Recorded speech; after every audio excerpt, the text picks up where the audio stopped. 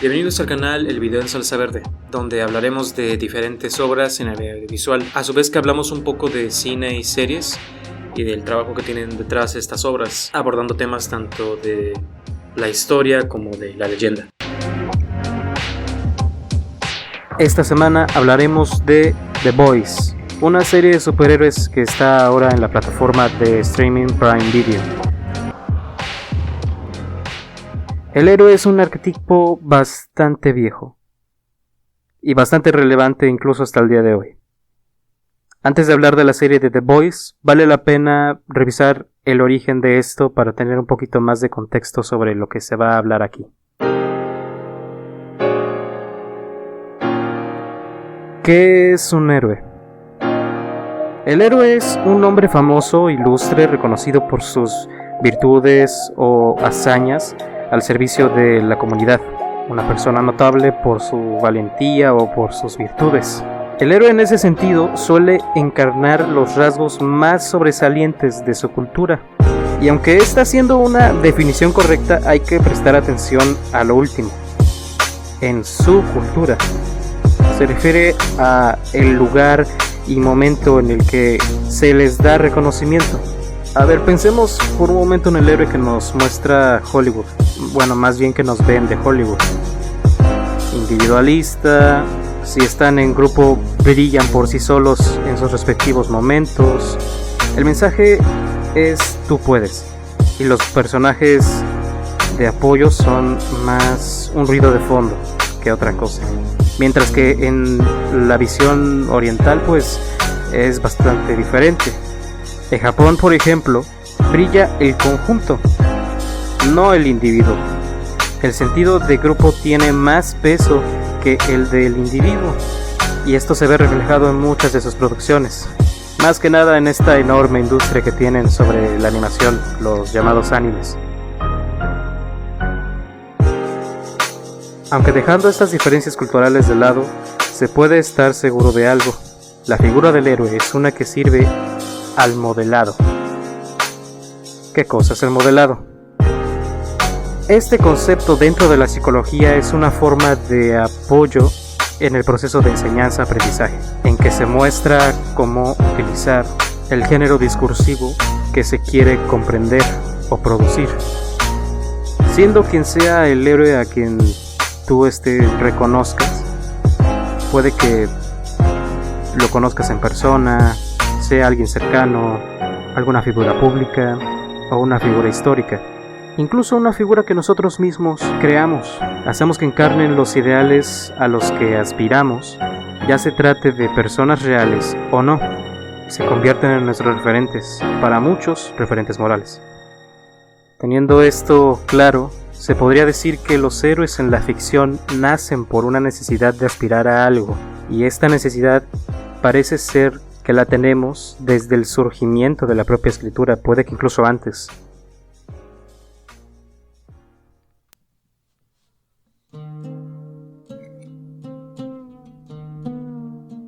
Hablemos un poco sobre una de las historias más antiguas que tenemos como especie.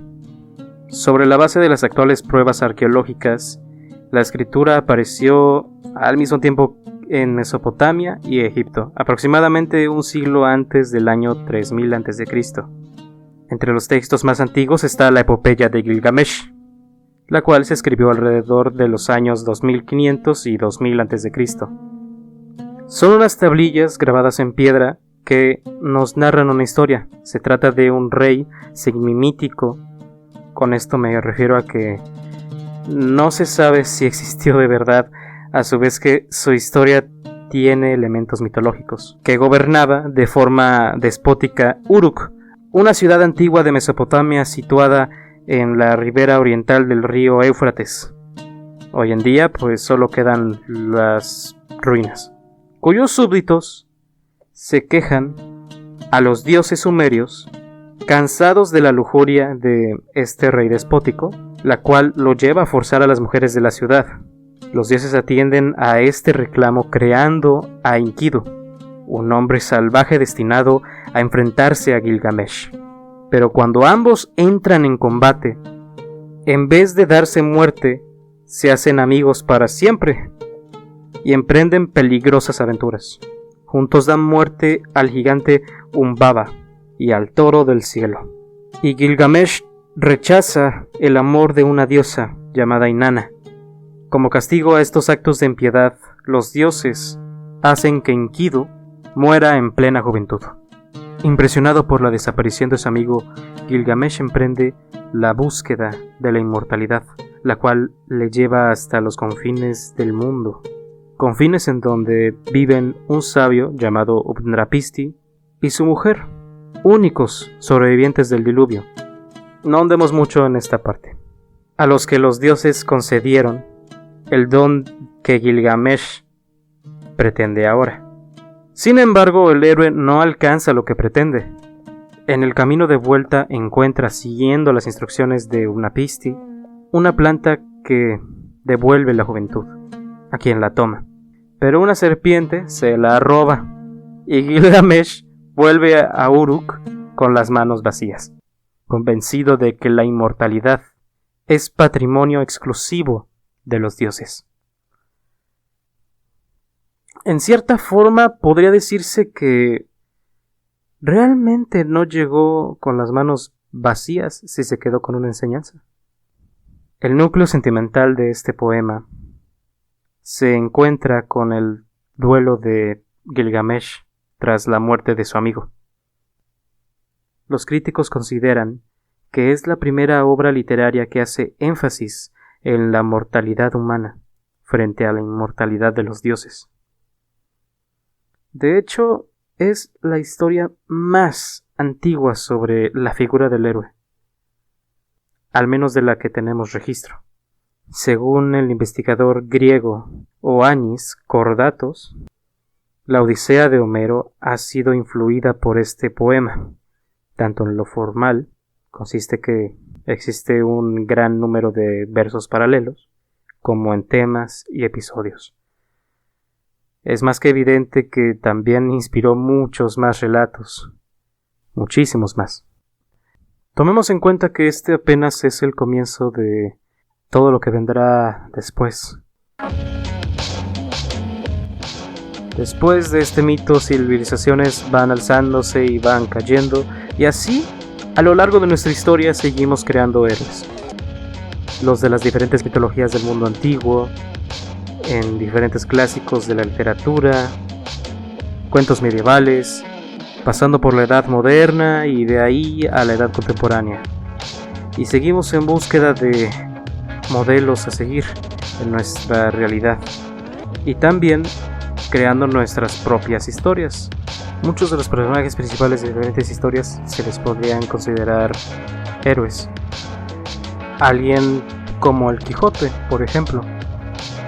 Con el Quijote pues hablamos de un personaje que salió del contexto de la cotidianidad para pasar a la aventura, siendo inspirado por héroes de las historias medievales.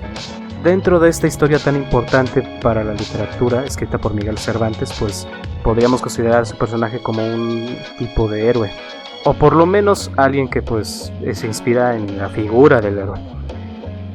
Pero no fue hasta los años 30 donde nació el concepto de lo que hoy entendemos como superhéroe. Y este nació dentro de los cómics. Digo los años 30 porque muy a pesar de que los cómics existen desde finales del siglo XIX y ya había tenido bastante tiempo como para que fueran a existir personajes como Popeye, que tienen bastante fuerza, o enmascarados como el fantasma o el zorro. Menciono que fueron los años 30 donde nació el concepto de superhéroe, porque fue en el 18 de abril de 1938 que nace la versión más estereotípica de lo que es un superhéroe. Fue ese día en el que nació el personaje de Superman. Está nada más decir que tuvo bastante éxito.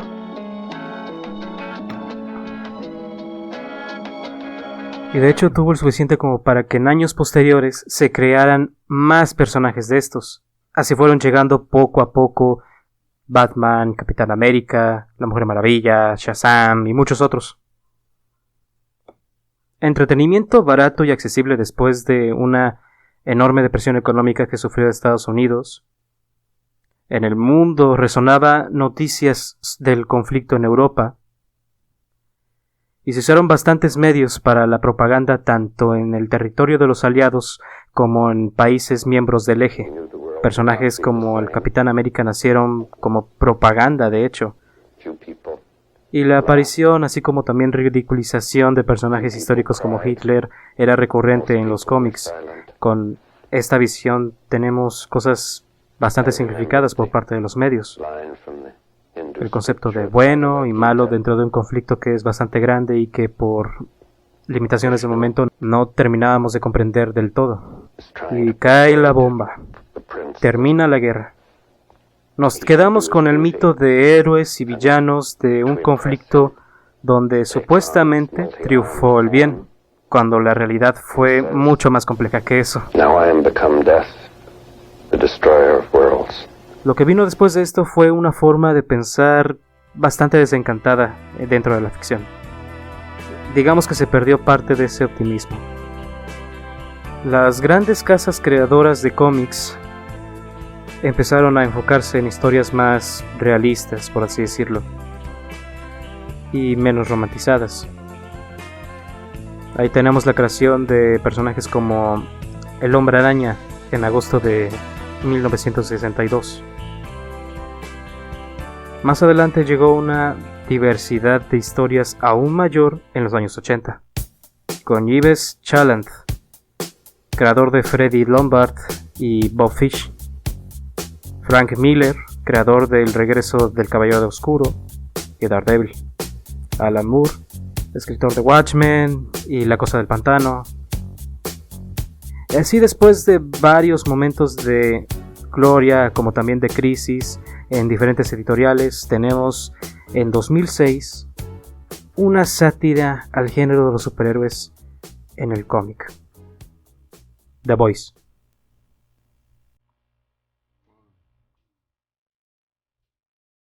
Escrito por Garth Ennis y dibujada por Derek Robertson. Garth Ennis es un escritor que ha trabajado tanto para la Marvel como para DC, y también la propia división dentro de DC de cómics un poquito más fuertes, llamada Vértigo. Y este hombre le dio guión a las historias de Thor, por ejemplo, Ghost Rider, los cómics más violentos que tiene de Punisher. Todos estos son trabajos suyos. Hellblazer, Hitman, pero sus trabajos más conocidos son dos: los cómics de The Preacher, El Predicador, y The Boys, o Los Muchachos. Aquí creo que no está de más poner una pequeña advertencia. El trabajo de este hombre se caracteriza por la violencia extrema, el humor negro, el abuso de las palabras malsonantes, y también se le conoce por ahondar en temas como la amistad, por más suave que suene eso, grandes religiones y las ilusiones de los superhéroes.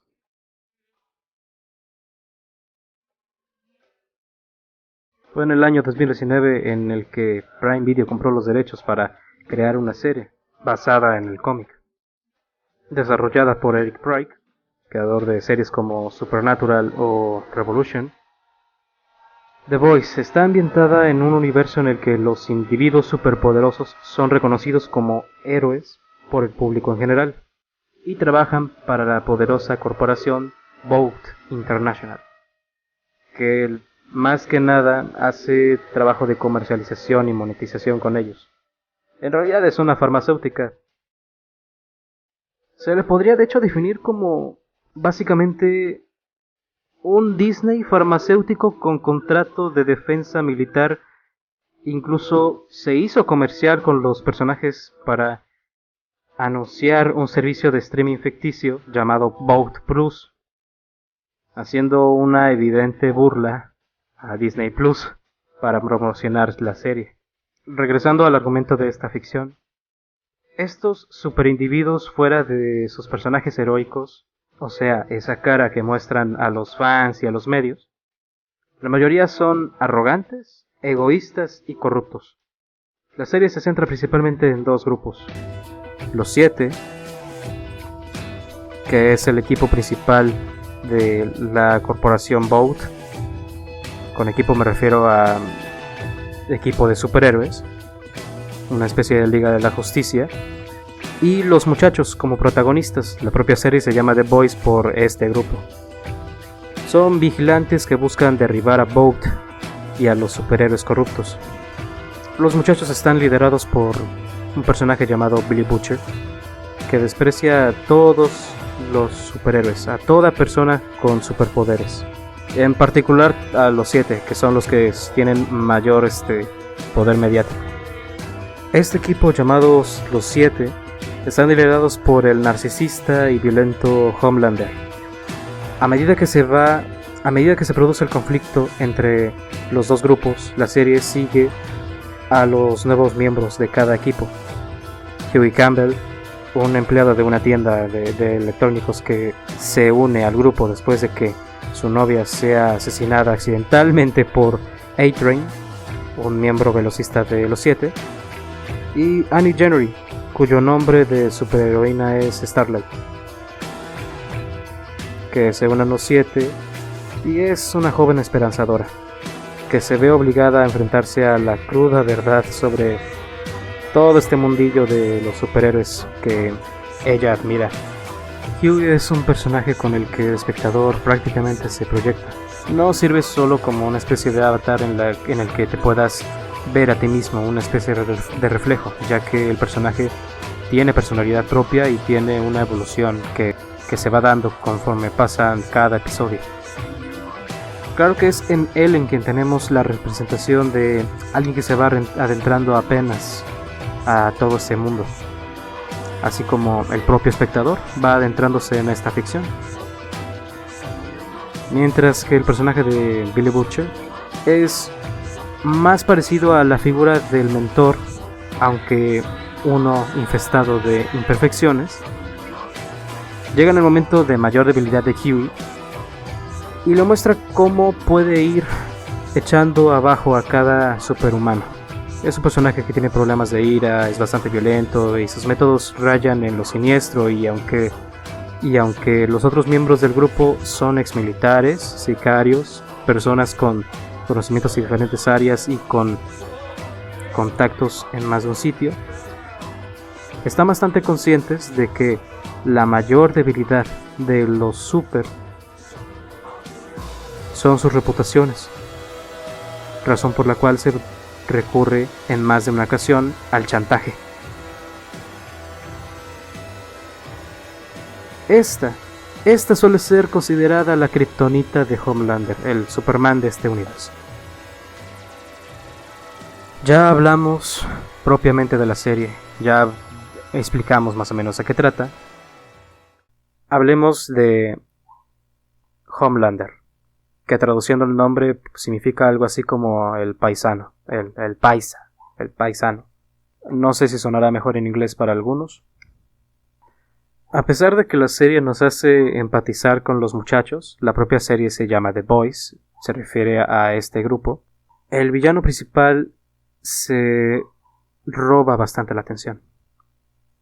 No por una aprobación por parte de la gente sobre lo que él hace, sino porque el más inmoral y destructivo es él. Su falta de límites, tanto morales como de poder físico, hace que no sepas qué es lo que hará después. Es normal que uno esté muy atento a este personaje.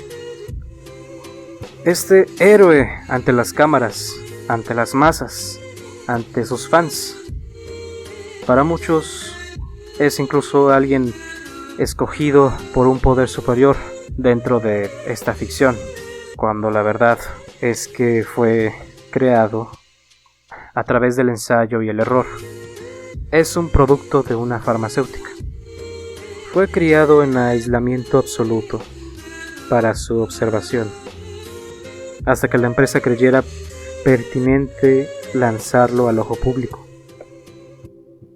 Carente de figuras paternas, creció como el superhumano más poderoso de todos. pero también el de las emociones más infantiles y regresivas de todo el universo de The Boys. Y aunque claro, se menciona en el primer capítulo de la serie que este personaje carece de vicios como las drogas o el alcohol, esto no es por un cuidado de su persona, sino por un muy profundo narcisismo. Alguien que está por encima de todos no puede tener vicios. Al menos así es como este tipo de personas lo suelen ver. Homelander vive convencido de estar muy por encima de todos los demás. Muy por encima de todos los seres humanos. Al punto de considerarse alguien que no es propiamente humano, sino un dios. Aunque claro, esta no es más que su forma de proteger una autoestima bastante frágil. En la serie se le ve de forma constante en búsqueda de la aprobación y validación de los demás. Pero incluso esto le juega mal. Cuando alguien muestra autoridad y no se muestra con miedo ante su figura, esto parece ser que lo frena bastante, como se puede ver en sus escenas con Stan Edgar, el dueño de Vought, personaje interpretado por Giancarlo Esposito, mismo que interpreta a Gustavo en Breaking Bad. Aún sin tener superpoderes, no se doblega ante la figura de Homelander. Eventualmente, muy pronto, el mundo se dará cuenta de la lamentable decepción que representas. Tú no eres digno de mi respeto. No eres un dios. Eres tan solo un mal producto.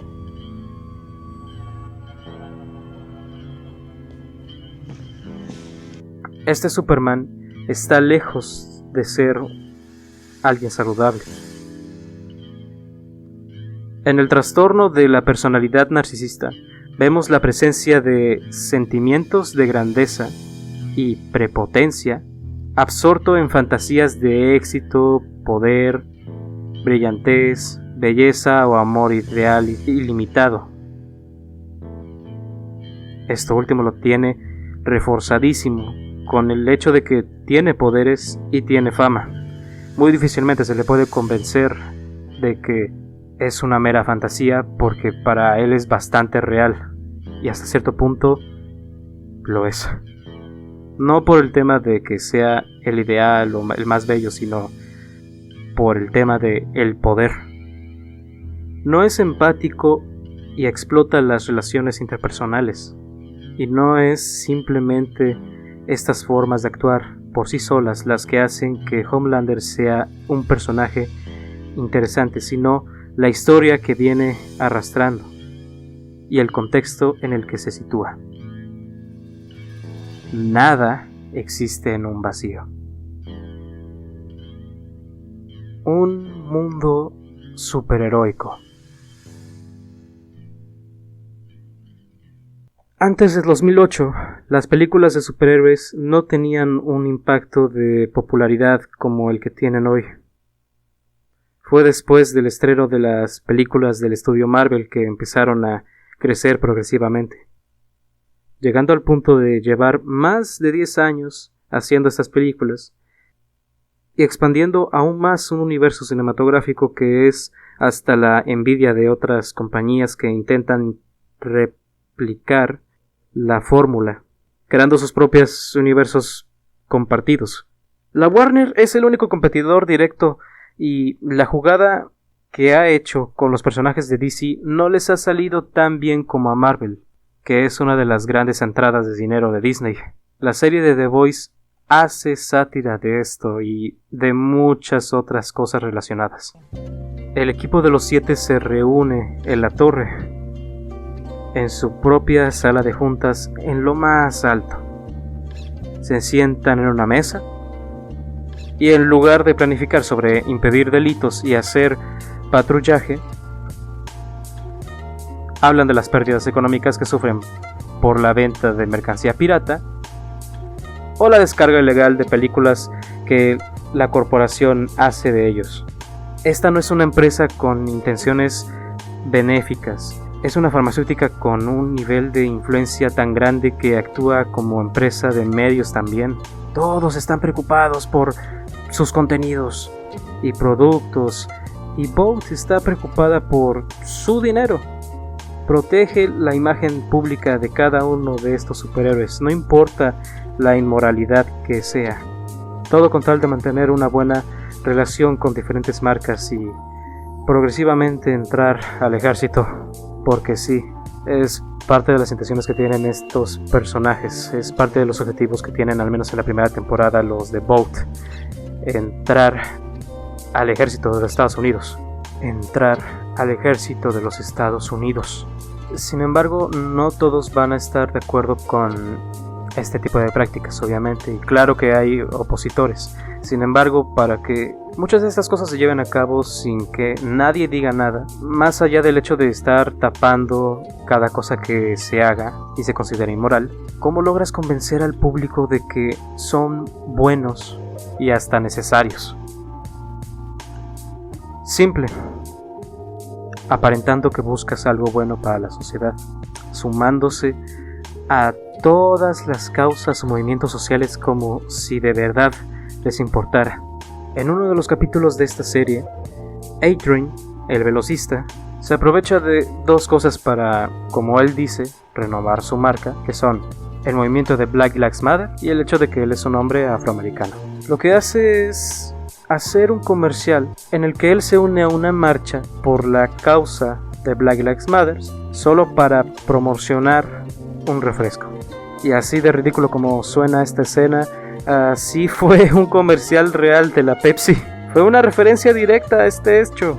Y así van más y más parodias, más sátira. Por ejemplo, un programa que se maneja como un reality para escoger un nuevo miembro del equipo, sus películas y documentales sobre la vida de los superhumanos estos, exagerada y super dramatizada, anuncios de conciencia usando su imagen, espectaculares en carretera asociados a la causa feminista, etc. Se puede notar aquí una tremenda división de las personas dentro del universo de The Boys sobre los diferentes comentarios que dan los superhumanos. Siendo figuras públicas, lo que digan termina teniendo una relevancia tarde o temprano. Se muestran escenas en las que muchos empiezan a cuestionarlos y otros se aferran a un fanatismo, incluso cuando la serie muestra a un superhéroe que tiene comentarios bastante supremacistas. Pero como dijo el investigador de ciencias políticas Giovanni Sartori en su libro Homovidence, la imagen es una herramienta abstracta. Tú haces lo que es. Aquí hay muchos mensajes que se considerarían siniestros, tomando en cuenta las cosas que están haciendo, las cosas que están tomando como referencia. Existen muchas temáticas en las que se le puede hacer algún comentario o cuestionar alguna cosa a la serie de The Boys, pero una cosa es cierta, aunque realmente acá no hayamos mencionado nombres de figuras políticas importantes actualmente, aún así se habrán asociado más de algunas de estas situaciones que acabo de mencionar, pues muchas de estas tienen sus homólogos en la vida real. Alan Moore, uno de los creadores de cómics más famosos de la historia, cree que los superhéroes se les podría considerar la mitología contemporánea. No solo dice esto con bastante desencanto, sino que tampoco está errado. En una entrevista comentó que no encuentra valentía alguna en un sujeto que es a prueba de balas. Este modelado por parte de los fans hacia estas figuras parece en ocasiones responder más a una fantasía de poder que a una verdadera necesidad de encontrar ideales nobles. Si el concepto de héroe va de la mano, como habíamos dicho ya, con los valores, ideales y aspiraciones de la cultura, entonces tenemos que prestar atención. ¿Qué tipo de sociedad tenemos? Existe más de una forma de poder, a través de los medios, religión, política o movimientos de cualquier tipo. Como menciona el personaje de Stan Edgar, el dueño de Bolt, el verdadero poder no son los superpoderes, sino la habilidad para adaptar el mundo a tu voluntad. Nunca importó cuál era el fin o cuál eran los medios, sino quién ostenta el poder, pues con él se puede justificar lo que sea. Una vez teniéndolo, medios o fines pierden sentido. Uno puede perderse a sí mismo llegando a tener alguna forma de poder. Nuestro mundo puede parecer a veces un tremendo sinsentido. La sociedad en la que vivimos ya parece estar enferma en varios ámbitos, sin necesidad de que existan los superhumanos, ya sea por situaciones, ideas o individuos. Y aún teniendo a estos como referentes, aún viendo en qué dirección a veces se quiere mover el mundo, esto no significa que nosotros, como individuos, tengamos que ser igual.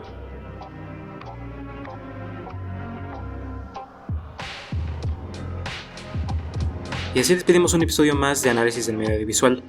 Agradecemos a todos los que hayan escuchado de principio a fin este contenido. Sigan al pendiente de este canal para ver más episodios. Esto fue El Video en Salsa Verde.